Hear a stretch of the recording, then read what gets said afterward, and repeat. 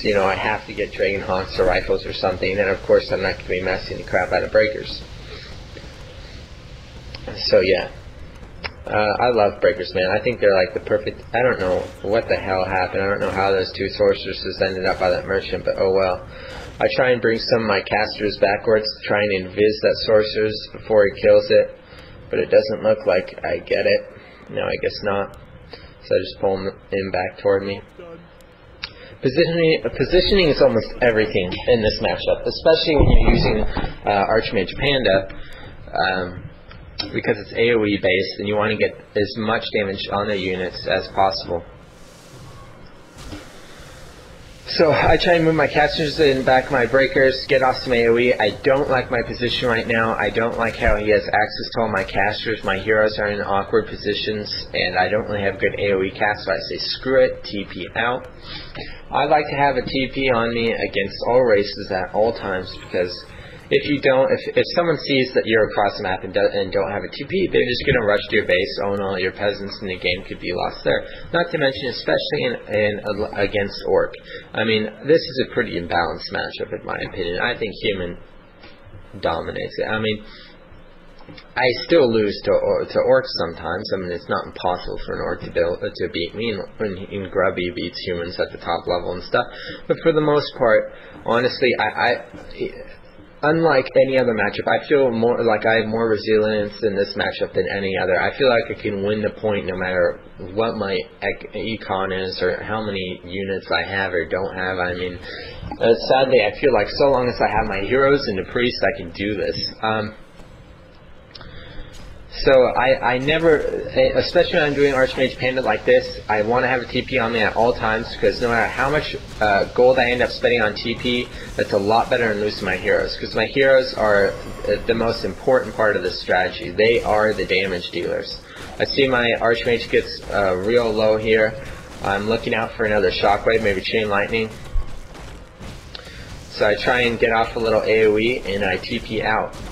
Once again, every time I get their units low, that's 33 gold. All of his units are low there, and he has, what, 1, 2, 3, 4, 5, 6, 7, 8, 9, 10, or 9 or 10 units, and that's 33 gold apiece.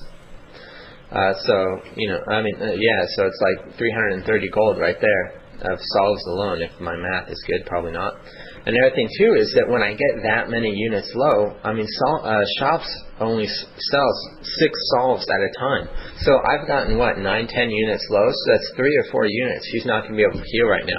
So if I hit immediately, like I'm going to try to again, although I stopped to buy some items, any time when they get level 2 shockwave or higher, it's pretty good to have a heal scroll on you for every battle. If you can do it, if you can afford it, it's important. It helps a lot. Because otherwise, you're pretty much going to lose all your casters. Just chain wave, and it's going to be bye for casters. This game, as you can see, I got more than 4 sorceresses because of the amount of spirit walkers he originally had. He had a lot of dispel, so I felt like I needed more slow. I can see. I was like, okay, he wasn't able to buy salts to heal all of his units. He doesn't have a very big army, so I'm feeling very confident right now. Keep an eye out. Obviously, he's gone to my merchant so I can see, but be aware. I mean, be ready to change your position at any time. It's a little bit easier for me since he doesn't have raiders right now. But if he comes from the back, I need to send my breakers toward the back and send my casters towards his town hall. Just try and have your melee up front and your casters in back. Just be totally aware of your positioning in this matchup and in pretty much every matchup. Humans' range really needs good positioning. As you can see, my AoE is just tearing him apart. I think my army is quite a bit bigger. No, his army is actually bigger than mine. My bad. I got off a nice blizzard. I'm hitting like 5 units. Breath of Fire. Game's over. This is like my second or third game against Kana. I've won each one, I think. I don't remember losing to him. Maybe that's wrong. If I used my heal scrolls, see, if I had not had heal scrolls, all my sorceresses would have been dead there, but I probably could have won that battle anyway. I built some guard towers just to secure the battle and secure the win there. And that's pretty much game over. Alright. So So why do I use Panda second against Orc instead of MK or Beastmaster? Well, first off, it's something that they're a little bit less familiar to deal with, so it's a little bit different for them, and it throws them off at least a little bit, in my opinion. So that's always a bonus when you do something a little bit differently. Second, I love the late game of Panda. Once I get level 3 Panda, oh, it's just good game any ground army they have, unless they have heal wards or something, which kind of sucks. And he does have some push ability. I have done strong immediate tier 2 pushes with a few sources, some priests, towers, basic tier 2 tower rush against Orc with Panda. He's not that bad. He's not as good as Beastmaster. So those are kind of the main pros with him. And also he's pretty hard to kill. I don't get Drunken Haze. You'll see I never Drunken Haze against Orc. This is for a few reasons. One, it can be dispelled by Spirit Walkers.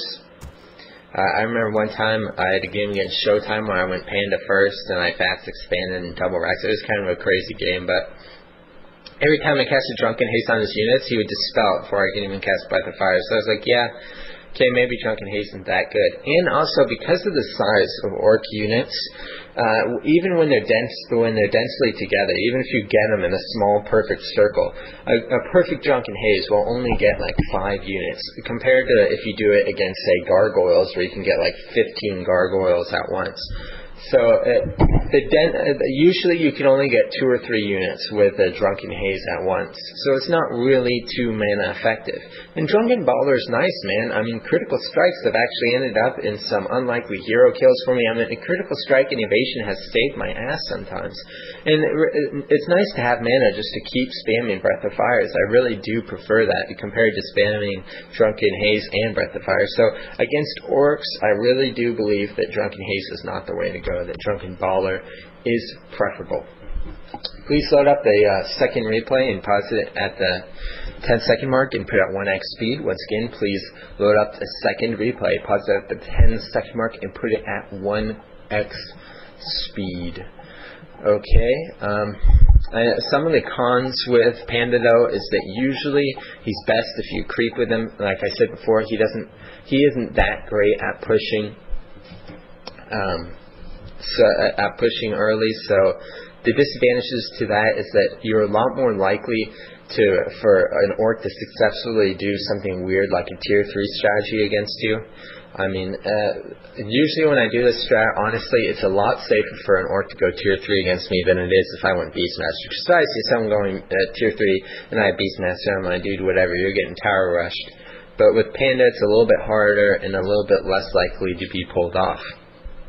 Another thing, Beastmaster has quills are nice. They're nice. If you get unexpectedly surprised by wyverns, they're very nice to have, and it's a very good thing to have at all times. In late game, where it's like hero versus hero, of course I'd rather have a level 2 bear and level 3 quill, or level 3 bear and level 2 quill beast, whatever.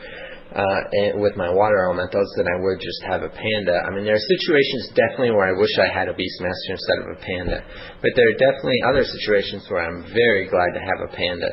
And then, a nice thing about Panda too is that I can win, or at least get him to run away from any battle, no matter how small. I mean, I've gotten in situations where I have like one breaker, a sorceress and a priest, and he has like a 56-foot army of grunts and raiders and stuff, and I just keep spamming Breath of Fires, I keep popping Clarities, mana pots, and eventually, over a course of a couple of minutes or a few minutes or something, all of his crap is red, and he knows I need to get out of here or I'm going to lose everything. Unlike Beastmaster, I mean, in that situation, it would just be kind of good game. So there are a lot of very nice things about him. I personally prefer him to Beastmaster. I'm still trying to perfect him, but it's going to take some time. And if I discover any important things with Panda, I'll tell you. Anyway, please get ready to unpause the game at the 10-second mark. Alright? In 5 seconds, I'm going to unpause the game. 5, 4, 3, 2, 1, unpause. This game is on Echo Owls. I spawn on the right, he spawns on the left, against FOP DNA, who was actually, I guess, day 9 abuse. I mean, no offense to him, but I thought he was just some kind of nobody when I played him and beat him. I was like, alright, that dude wasn't too good. And then I looked, and then I saw Axlab posted a game against him. And Axlab, I mean, even if Axlab like does something crazy or obliterates someone or has a really good game, unless it's against at least a pretty good player, he usually doesn't post them from what I've seen. So I decided to try and figure out who this guy was, and then I saw on his profile he said day-night abuse, you know, DNA, at Northern, so I looked at Northern. I guess he's level 48, rank 11 or something on Europe. So he's actually a bit better player than I thought. I don't know, maybe he just had a pretty bad game. And this, once again, hey, this matchup is pretty imbalanced, dude. I'm not going to deny it. This matchup is definitely in Human's favor, and I think by far my easiest. Though I still do lose to Orcs. Most of the time when I lose against Orcs, like, I mean, I don't know, I really don't lose that often, maybe 1 out of 10, 1 out of 15 times, but hey, I lose 100% of the time against Orcs that are really much better than me.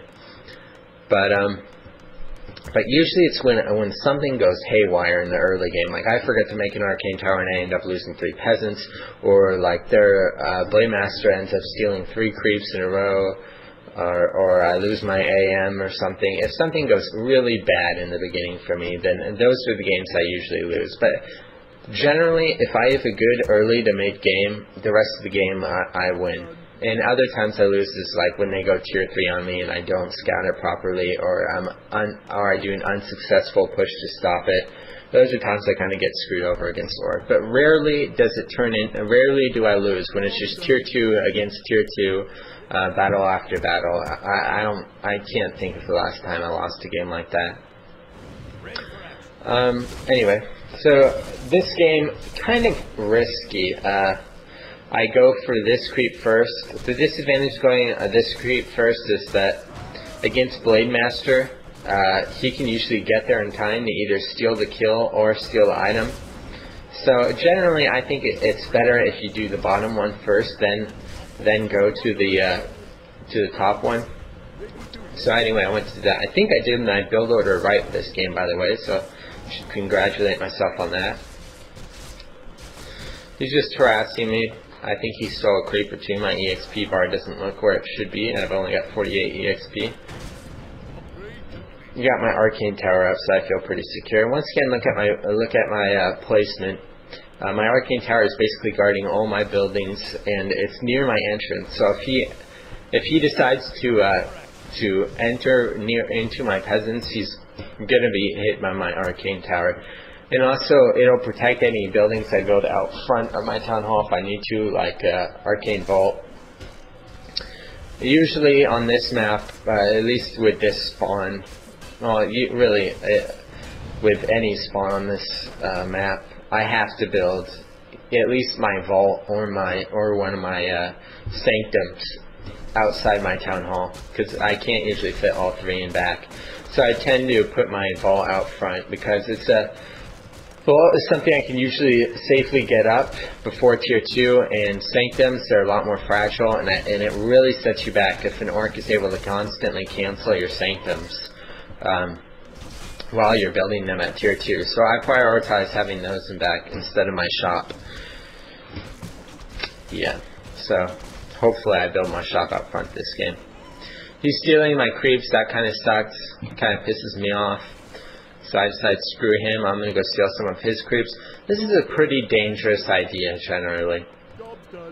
I mean, because once again, I'm usually against going too far from my base, because that always gives him an opportunity to come and ravage my peasants. But I do know that he is toward the bottom of my base, my entrance is toward the top of my base, and I'm going to see him a while before he can get into my peasants. And I got a pretty nice choke point there. I can block off my only entrance with 2 peasants, then TP, and force him to TP as well. And yeah. And I figured since I didn't see him while going to his base, that he's probably went down further to creep something. So I go and steal his creep. I'm just trying to get level 2 before I get my second hero, which is just a safe position to be in. I'm usually disappointed if I don't get level 2, and I'm totally content getting level 2. I don't stress out over level 3.